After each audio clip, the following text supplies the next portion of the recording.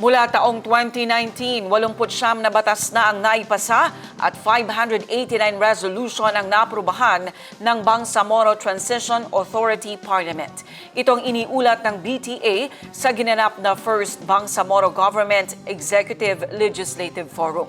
Binigyang diin ni Bangsamoro Parliament Speaker Muhammad Yacoob ang mahalagang papel ng interim government sa paggabay sa transisyon ng rehiyon at ang pangangailangang maisali ng mga batas sa konkretong benepisyo para sa mga komunidad.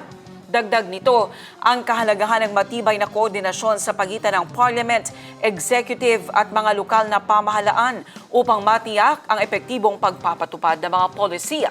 Ang News Now sa report.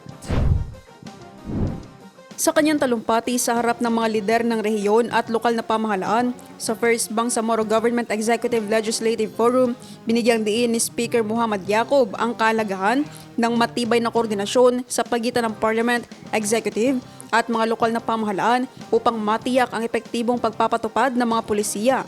Aniya, gaano man kalakas ang mga batas na ipinapasa ng Parliament, nagiging makabuluhan lamang ang mga ito kapag nararamdaman ng mga komunidad.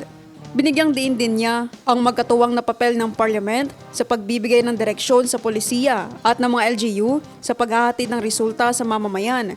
Ibinahagi ni Yacoob ang mga nagawa ng Parliament mula nang maitatag ang BARM noong 2019 kung saan 89 na mga batas ang naipasa at 589 na resolusyon ang naaprubahan, kabilang ang mga priority codes na itinakda ng Bangsamoro Organic Law.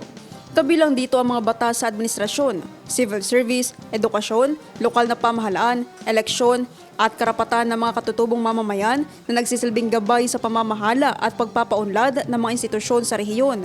Ayon kay Yacoob, ang mga ito ay hindi lamang simpleng batas, kundi matibay na pundasyon ng progreso upang mapalakas ang pamamahala at kaunlaran sa Bangsamoro.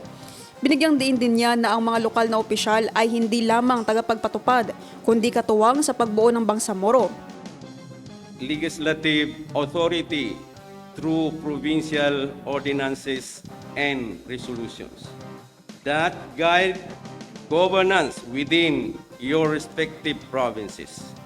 In many ways, this makes our provincial boards important legislative partners of the Bangsamoro Parliament, ensuring that our regional policies are translated into responsive local governance.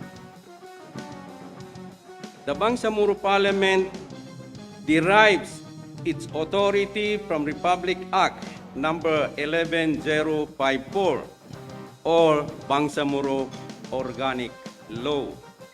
The legislative powers is vested in the Bangsamoro Parliament and the executive power is vested in the Chief Minister.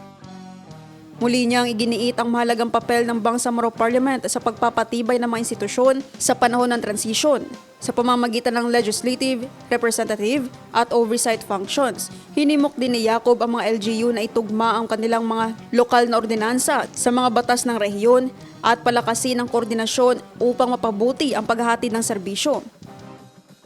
Members of the Parliament exercise three fundamental functions: legislation, representation, and oversight.